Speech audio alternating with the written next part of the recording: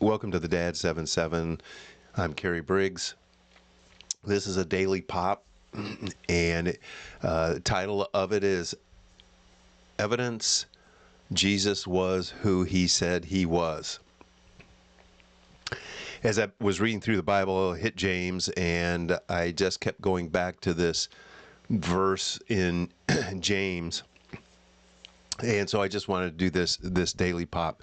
So this is one of the verses that is the best and likely maybe even the most, or one of the most convincing verses that Jesus was who he said he was.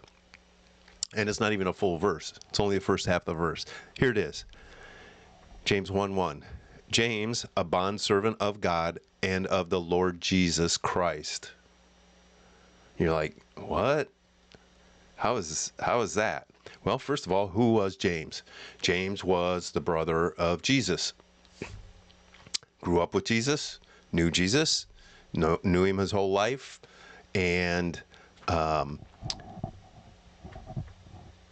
so if you look at the dynamics of brothers, how many of you have brothers? Even if you're a female and you have a brother, how many of you have brothers?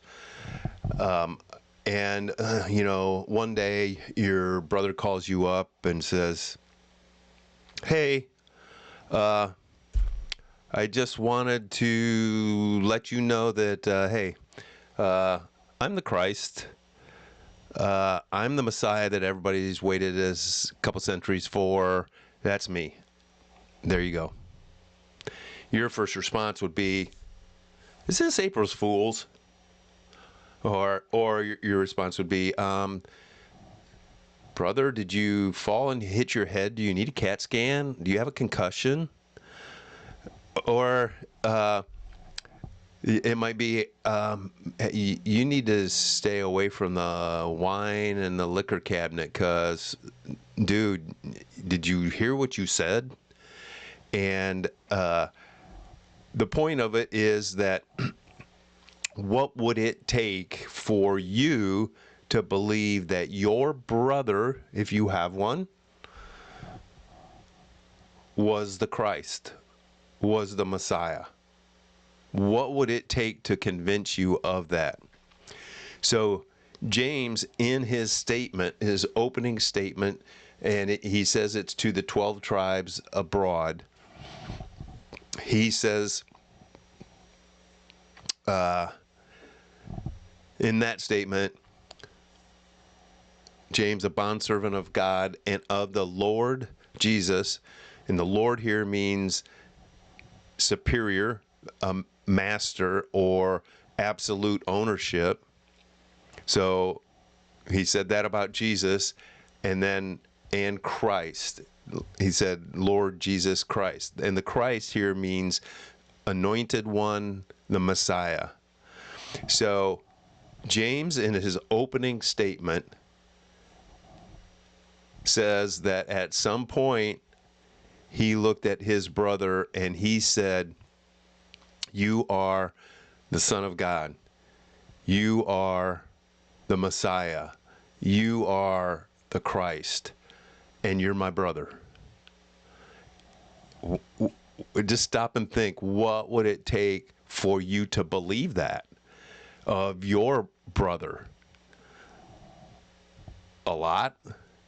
I mean, I can guarantee you somebody called my sister and said, "Hey, I heard your brother's the Christ, the Messiah." When she picked herself up off the floor or laughed from laughter, she would go, like, "You're absolutely nuts, because I know him." But here, James, who was in that situation, and he's steeped in the Jewish tradition, he's steeped in looking for the Messiah, he's steeped in everything that there is about that, and at some point, he looked at Jesus, his brother, and he said, you're the Son of God, you're Christ, you're the Messiah. And he was totally 100% convinced. He was so convinced, in fact, that he died a martyr's death of being thrown off the cliff and then stoned to death for that belief, for the belief that, yes, Jesus is the Messiah, he is a Christ. So this isn't any big, huge verse of theological greatness or anything like that, but when you look at the scope of it, James, the brother of Jesus, recognizing that my brother's a dude. He's it. He is the Messiah. He is the Christ. That one statement just grabbed a hold of me, and I was like, wow, yeah. So that, just contemplate that, think about that in our relationships, what it would take. And James, the brother of Jesus, came to that conclusion of who Christ was.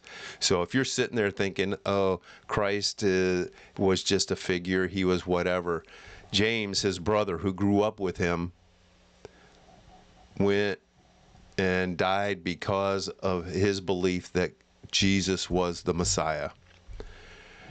So this is a short one. I hope you got something out of there. It's something that I never thought of much until I read that, and I was like, huh, that's interesting. So I hope it's interesting to you, and we will get back to Corinthians.